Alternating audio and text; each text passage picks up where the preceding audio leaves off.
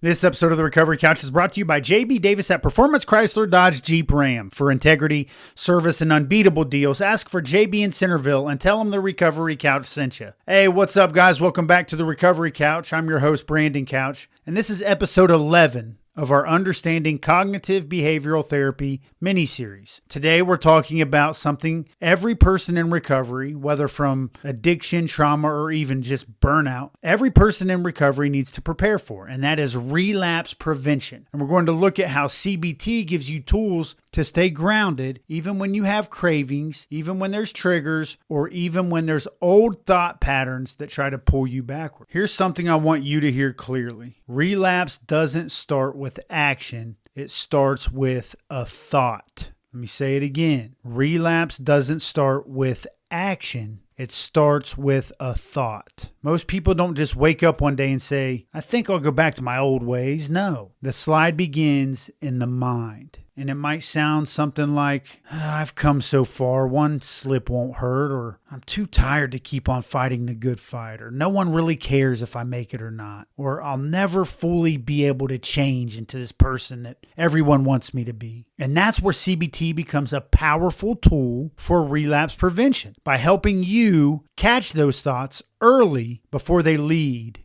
to destructive behaviors. So here are a few ways CBT can help protect your recovery. 1. Recognize your triggers. Pay attention to situations, emotions, or people that make old thoughts and cravings resurface. Triggers are sometimes unpredictable, and preparation is your greatest defense against them.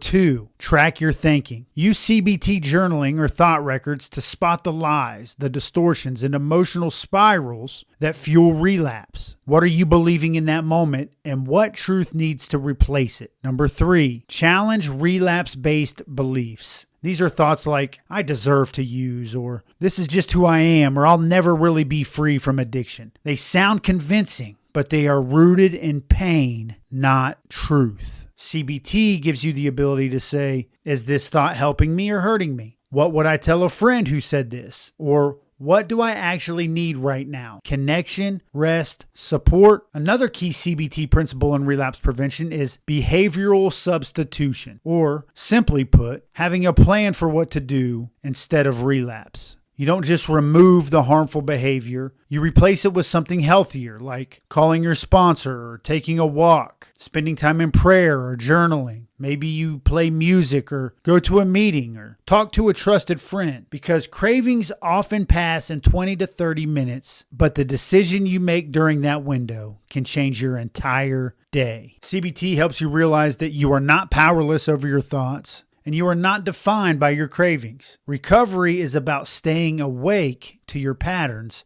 and choosing truth again and again, even when it's hard. The Bible says in 1 Corinthians chapter 10, verse 13, God is faithful. He will not let you be tempted beyond what you can bear, but when you are tempted, He will also provide a way out. CBT gives you tools to recognize the exit signs and walk toward freedom instead of falling into the old traps. This is The Recovery Couch, and I'm Brandon Couch. I want to thank you for joining me for episode 11 of Understanding CBT. Next time, we'll close this series with episode 12, a reminder that renewing your mind is a lifelong process. We'll talk about how to stay consistent in the journey, and until then, remember, relapse doesn't start with behavior, it starts with the mind. And with the right tools and truth, you can choose freedom every single time. This episode is brought to you by Greg Swartz at RE/MAX Victory and Affiliates. Whether you're buying or selling your home, Greg brings heart, hustle, and honesty to every deal. Call Greg at 937-477-8975 today.